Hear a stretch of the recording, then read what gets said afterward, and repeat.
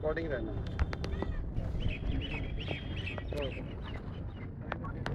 अभी हम लोग, अच्छा है आप लोग आए दूर दूर से, तो बहुत अच्छी बात है। और आगे से भी हम जब आपको बुलाएं तो ज़रूर पहुंचने की कृपा करें, क्योंकि अभी हम लोगों ने बात की है तो काफ़ी सारी इन्होंने बातें बताई हैं जिसकी वजह से हम लोगों को लग रहा था कि कोई काम नहीं हो रहा है, मगर मोस्ट प्रॉब्ली काम पूरी तरीके से हो रहा है।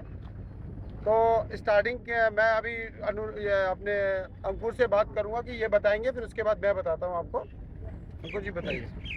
भाई पहले तो इकोनॉमिक ऑफेंस में मंडे को ट्रांसफर हो रहा है केस पहले डीआईयू में था, अब इकोनॉमिक में हो गया है, क्योंकि 10,000 से ऊपर कंप्लेंट आ चुकी है। 10,000 से ऊपर कंप्लेंट आ चुकी है। आखिरी बार जब न्यूज़पेपर में आया था तब 4,000 कंप्लेंट का मेंशन था, पर 10,000 से ऊपर कंप्लेंट आ चुकी है। मंडे को ट्रांसफर हो रहा है इकोनॉमिक ऑफेंस में।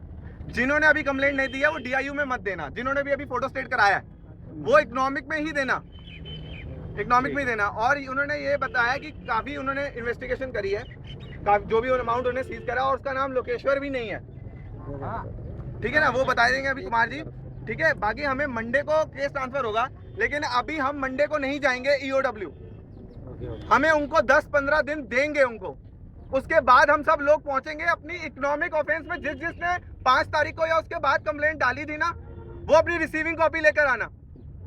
जो इकोनॉमिक ऑफेंस की रिसीविंग कॉपी उस दिन मिली थी, जो 5 तारीख को डाल के गए हैं, 16 को या 10 को, जब भी डाली है, इकोनॉमिक ऑफेंस वाली सारी रिसीविंग कॉपी लेकर आएंगे हम डेट डिसाइड करेंगे, क्योंकि 10-15 दिन उनको भी दिए जाएं इकोनॉमिक ऑफेंस को, क्योंकि सिर्फ अभी मंडे को होगा। आज फ्राइडे है तो सैटरडे संडे के बाद मंडे को होगा, तो हम एकदम नहीं जाएंगे।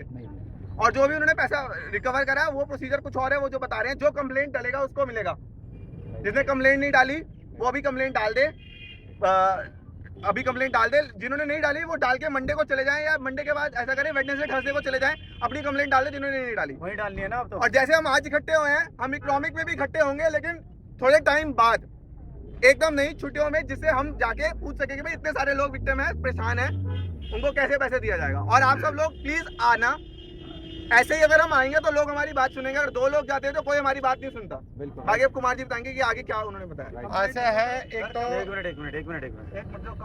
अभी रुक जाओ सर, एक जो भी अपने क्वेश्चन आंसर हो एक दूसरे में डिवाइडेड हो जाएंगे, जब मैं आपको पूरी बात क्लियर कर दूंगा। तो अब ये है कि लोकेश्वर नाम का वो आदमी था ही नहीं, उसने देहरादून में कोई एयरक्राफ्ट की कोई ट्रेनिंग स्कूल खुला हुआ था, और वहाँ पे लोकेश्वर देव जैन का कोई बंदा था, और उसने उसकी आइडेंटिटी पूरी अपनी बना ली थी, और उसके बिहाफ पे उसने अपना काम किया, और उसने काम करने के बाद यहाँ करता रहा। तो आज उसके जो लोकेश्वर देव जैन ओरिजिनल है वो अभी भी आज वहाँ पे ही है, और उसका बाप भी, तो उसके फादर भी सूबेदार हैं।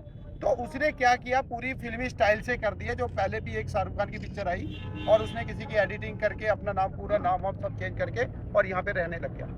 अब उनको मैंने उनसे पूछा, जब पूछा तो तब उन्होंने बताया कि भाई उनका लोकेश्वर का पासपोर्ट वगैरह जो पहले था, जिससे ये अपने बैंकॉक वगैरह ट्रिप पे गए थे, तो उन्होंने कहा हमने वही वेरिफिकेशन करने के बाद पता लगा कि बैकग्राउंड क्या है, तो बैकग्राउंड निकली है कि देहरादून में है। तो पुलिस वाले यही कह रहे हैं कि भाई जो हमारी अभी डीआईजी ऑफिसर से बात हुई है, तो उन्होंने ये कहा है कि भैया ऐसा है, हम लोग काम कर रहे हैं मगर एकदम में नहीं होगा। और फिर हमारी को ही कहा जा रहा है कि आप जब पढ़े लिखे आदमी हो तो अगर इन्वेस्टमेंट कर रहे हो तो ऐसे कोई देता थोड़ी है, और मोस्ट प्रॉब्ली देता नहीं है, फिर भी हम लोग करते हैं, वो एक अलग बात है। पर यह भी है कि वो हमारा काम हो रहा है। और आज हमारे सामने ही उन्होंने जितेंद्र जी के पास पहले जो था वो डीआईयू से इकोनॉमिक सेंस में चला गया। अभी मैंने उनको बोला जी कुछ लोगों को कंप्लेंटें नहीं करी है, क्योंकि कई लोगों की रिक्वायरमेंट है, जिन्होंने नहीं करी है छोड़ो यार, क्या होगा हो जाएगा। फिर मैंने उनको बोला जी ऐसा है कि हमारे बीच में हवा ऐसी फैल रही है, क्योंकि मेरे को बोलना पड़ा कि भाई जिन्होंने कंप्लेंट करी है उन्हीं को पैसा मिलेगा। तो उन्होंने कहा ये बात सही है, जिन्होंने कंप्लेंट करी है उन्हीं को ही पैसा मिलेगा, क्योंकि वो जस्टिफाई कैसे करेंगे भी इसका भी था या उसका भी था। तो मोस्ट प्रॉब्ली आप लोग कंप्लेंट कर दीजिए। फिर मैंने उनसे पूछा, हर जगह पे लोग अलग अलग हैं, कोई कहीं पे कोई कहीं पे, तो इकोनॉमिक सेंस में ना आके कहाँ करेगा। वो कहता है अपने एरिया में डालेगा तो भी वो इकोनॉमिक सेंस में वहीं भेज देगा, दिल्ली से बाहर वाले को यहीं भेज देगा। तो गुजरात वाले सब जगह के, इंडिया की बात कर रहा हूँ मैं, सब पे हाँ इकोनॉमिक सेंस में डालेंगे तो वो यहीं आ जाएगा। और मोस्ट प्रॉब्ली क्या है कि हर बंदा हर स्टेट में अपनी कंप्लेंट कराए। आप लोगों को एक आदमी जाता है तो वो आपको भी पता है कि कोई किसी की नहीं सुनता। अगर आप 20-25 लोग उसी एरिया के, जैसे गुजरात में बोला इन्होंने कि वहाँ के 50-60 लोग मिलके और वहाँ कंप्लेंट करा दो, और उनको पूरा केस बता दो कि इकोनॉमिक सेंस में दिल्ली में भी हो रखी है। और बताने से क्या होगा कि वो कंप्लेंट यहाँ पहुँच जाएगी, बल्कि आपके लोगों को आने की वजह जरूरत नहीं है। जब हम लोग आपको बुलाएंगे तो आने की जरूरत है। अच्छा, दूसरी है कि हम लोगों को फंड्स की बड़ी प्रॉब्लम हो रही थी, हम लोगों ने आपसे इकट्ठा किया था, मगर अभी मैंने 2-4 NGO से मेरी बात चल रही है, तो हमने उनको बोला कि भाई हमारे में फंड्स की भी प्रॉब्लम है और हम लोग केस नहीं कर पा रहे, क्योंकि हमें बड़े लीडर्स ने भी हमें भी मीटिंग में बैठा दिया था, बड़े वकील को बैठा के, जो हमारे साथ बत्रा जी भी गए थे, आप लोगों की टीम में से कुछ लोग मिले थे, गोल्डी जी हैं, ये इधर है, तो हमें सामने बैठा दिया एक 10 लाख आदमी को वाले को, जो 10 लाख रुपए चार्ज करता है एक हेयरिंग के। तो हम लोगों को बैठा दिया कि दिखाने के लिए कि भाई ये आदमी को हमने वकील हायर किया, अब हमारी गुंजाइश नहीं है, हम नहीं कर सकते। तो मैंने सबकी तरफ से ऑफर ये करी थी, भाई साहब आप हमारा केस लड़िए, आप हमारा 100% पकड़ेंगे, उसमें से 25% ले जाइए, आप उसी टाइम ले जाइए, हमें कोई जरूरत नहीं है, हम पैसा नहीं दे सकते। इन्होंने हमें दर्शन दिखा दिए आपके, आपने हमें सजेस्ट कर दिया, क्योंकि हमारे पास पैसा होता तो हम अपने घर में बैठ जाते, तो हमें कोई ऐसा करना नहीं है। अगर जब हम करेंगे तब करेंगे जब हमारी यहाँ से इकोनॉमिक फेंस में चली गई है, और कुछ लोगों ने हमारे बीच में से कंप्लेंट कर भी दी है, ऐसा नहीं है कि नहीं करिए, मगर एक इंडिविजुअल हम एक और कंप्लेंट करने वाले हैं। अच्छा, दूसरा हमें फंड्स की बड़ी प्रॉब्लम हो रही है कि हमारे पास 42-43 हज़ार रुपये इकट्ठा हुआ, जिसमें से 15-20 हज़ार रुपये हमारे पास खर्च भी हो गए, और बाकी का मेरे पास अपने पास पड़ा हुआ है। मेरा नंबर आपके पास है, कभी भी कोई भी चीज़ हो आप हमसे इंक्वायरी कर सकते हो। अभी मैं आपसे फंड मांगने की गुजारिश भी नहीं करूँगा, क्योंकि हर आदमी एक हवा फैला रहे हैं कि 100 रुपये भी लेके बैठ जाएंगे ये लोग, तो हमें वो 100 रुपये भी नहीं चाहिए। अब मैंने 3 या 4 NGO से बात की है, उनको मैंने अपनी स्टडी बताई है कि भैया ऐसे ऐसे लोग हैं ना जनवरी में जुड़े और उनके हाथ में 1 रुपया भी नहीं लगा, हमने कमाया मगर कुछ लोगों ने नहीं कमाया। तो आप उनकी किस तरीके से हेल्प करते हो, कुछ तो आप करते ही करते हो।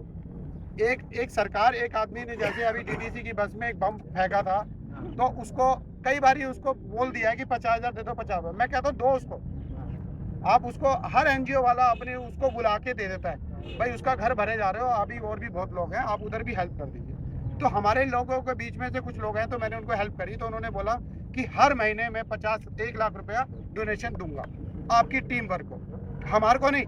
और मैंने उनको बोला है कि हम दिल्ली वालों के लिए नहीं चाहिए, हमें उड़ीसा, बिहार, जिस जगह के लोगों का है, जिनकी 10-10 हज़ार रुपये की इन्वेस्टमेंट हुई है, उन्होंने बोला 10 हज़ार रुपये मैं एक आदमी को दूंगा। तो मैंने कहा नहीं, हमें ऐसे नहीं, 2-2 हज़ार रुपये 50 लोगों में बटेगा, फिर 50 लोगों का अगले महीने नंबर आ जाएगा। तो इस तरीके से लोगों की कुछ हेल्प हो जाएगी, जिन्होंने बहुत कड़ी मेहनत से पैसा लगा के किया है, और वो बहुत दूर से हैं। एक हमारे बीच में रिजाइल राजा भी थे, उन्होंने भी बताया था पहली मीटिंग में कि भाई मछली पकड़ने वालों ने ऐसे ऐसे 50 रुपये कमाने वालों का, तो हमने उनको बताया, तो जब उन्होंने बोला कि हम 2-2 हज़ार रुपये उनको भी हेल्प कर देंगे। मगर अभी मेरी NGO से बात चल रही है, अगर हमें फंड की जरूरत होगी तो हम जरूर आपको हेल्प करें बोलेंगे, मगर अभी मेरी NGO से अगर हमारी बात हो जाती है, क्योंकि हमारे लिए कोई NGO ही सपोर्ट करेगा तभी काम होगा। ऐसे हम किसी आदमी अपने लोगों में से भी करेंगे तो 10 लोग इकट्ठे होंगे, 20 नहीं होंगे, तो काम नहीं होगा। जब फ्री का काम हो रहा हो तो सारे इकट्ठे हो जाते हैं, जब पैसे का काम नहीं होता तो नहीं होता। तो अभी हमें जरूरत नहीं है पैसे की, जब जरूरत होगी तो जरूर हम आपको बुलाएंगे, और हो सकता है 4 से 5 दिन के अंदर मेरी वो NGO से बात हो जाएगी, फ्रंट में मैं उनको लाके और उनको बताऊंगा कि ये दे रहे हैं और इस तरीके का काम कर रहे हैं। उस NGO में हम बांटें या फिर हम अपने वकील को केस को लड़ें या नहीं करें, वो आप लोगों की सजेस्ट करेंगे। तो ये है कि जो भी जिन लोगों ने कंप्लेंट नहीं करी है वो लोग प्लीज अपनी कंप्लेंट करें। और एक काम करो, जिन्होंने अभी फोटो सेट कराया है ना, अभी केस मंडे को ट्रांसफर हो रहा है, यहीं पास में है DIU, जिसने चलना है वो चले, और DIU में अगर ले लेते हैं तो आपका वेल एंड गुड है, आपकी एंट्री हो जाएगी। जो बाहर से लोग आए, जो अभी आए हुए हैं जिन्होंने नहीं कराई, अब नाम क्या डालें? अगर किस बात का नहीं लेते, अरे सर लोकेश्वर देव ही डालना पड़ेगा अभी तो। और हमने अभी उनसे एक और बात है, कई बार मेरी कंप्लेंट नहीं ले रहे हो, पिछली बार तो चलो ना सब साथ। ऐसा है कि यहाँ पास में ही है। जिन जिन लोगों को मैंने अभी फोटोकॉपियां करा के दी हैं इकोनॉमिक विंग के नाम से, उस पे कटिंग नहीं करना, DIU नहीं करना, इकोनॉमिक विंग ही रहने देना, और उसी नाम से कंप्लेंट वहाँ जाके करना। पिछली बार आए थे, आपको मैंने कॉपी दी है ना। ऐसा करो, DIU चलते हैं, जिसने कंप्लेंट देनी है अगर वो ले लेते हैं तो ठीक है, नहीं तो इकोनॉमिक में देंगे। अब जब यहाँ इतनी पास आए हुए हैं, अगला सामने ही है एकदम MIG चौकी, चल लो, अगर ले ले तो ठीक है, नहीं तो इकोनॉमिक में दे देंगे। अभी हमारी कंप्लेंट सिर्फ 10,000 कंप्लेंट हुई है, और हमारे 2 लाख कमर्शियल कॉम्प्लेक्स है ना। अगर पता चला है कि 2 लाख एंट्रियां में कुछ एंट्रियां भी थी, तो कृपया करके जितने ज्यादा से ज्यादा कंप्लेंट दोगे उतना ज्यादा पावर स्ट्रोंग हमारा केस कंप्लेंट जिन्होंने देना पैसे उन्हें मिलेंगे, जो कंप्लेंट नहीं देंगे पैसे नहीं मिलेंगे। 10 देखिए मैंने करी वही हॉस्पिटल बात तो करना। हाँ क्या कह रहे हो आप?